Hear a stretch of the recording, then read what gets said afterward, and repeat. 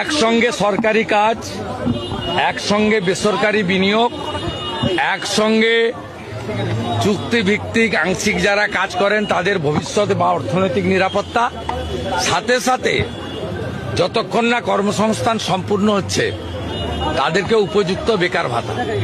এই সবার জন্য যে প্রকল্পগুলো আমাদের সরকার করবে, বেকার যুবকদের জন্য ৩,০০০ টাকা ভাতা, সপ্তম বেতন পে কমিশন কেন্দ্রীয় হারে দিয়ে সরকারি কর্মচারীদের জন্য, যারা আশা ওয়ার্কার বা কলেজে যারা পার্ট টাইম করে, স্যাক টিচারদের একটা বিশেষ সমস্যা আছে। সেই সমস্ত কলেজের টিচারদের কোনো এই 2009-এর পর থেকে কোনো আর জিও বেরোয়নি, গভর্নমেন্ট অর্ডার নেই তারা যে স্যাক টিচার, আমরা তাদের জন্য জিও বের করব। এবং সমস্ত এই যারা সরকারি হয়েও সরকারি নয় আর কি, তাদের জন্য উপযুক্ত একটা বেতন আমরা তার সাম্মানিক আমরা দেওয়ার চেষ্টা করবো। এখন যে টাকা দেওয়া হয় তাতে সংসার চলে না, প্যারা টিচারদের সংসার চলছে না, আত্মহত্যা করতে বাধ্য হচ্ছে।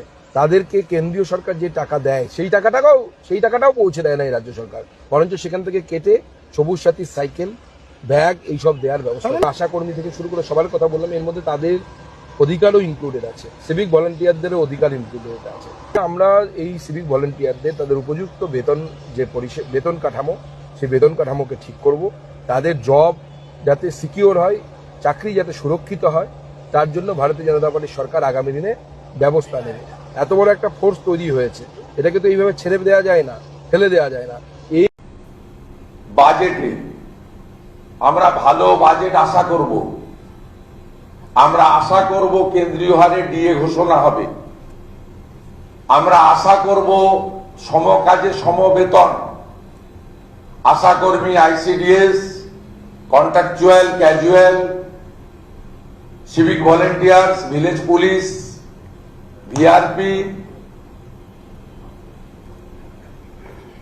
পঞ্চায়েতের ট্যাক্স কালেক্টর, বেসরকারি ক্যাজুয়াল, সরকারি বাসের ড্রাইভার, কন্ট্রাক্টর, সকলের জন্য আর্থিক সুরক্ষা ঘোষিত হবে। আমরা